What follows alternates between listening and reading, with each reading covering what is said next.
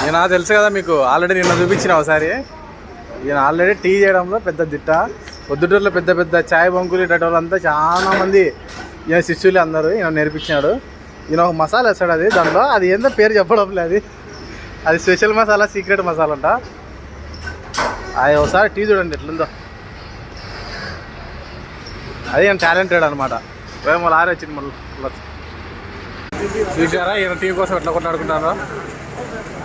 చూడ ఈయన టీ కోసం చూడ ఎట్లా కొట్లాడుకుంటారో భయంకరంగా. ఈయన టీలు 3 టీలు తాగుతాడు రోజు. 3 ఎటుంటది చెప్పి ఇది ఎక్కడ దొరకదు.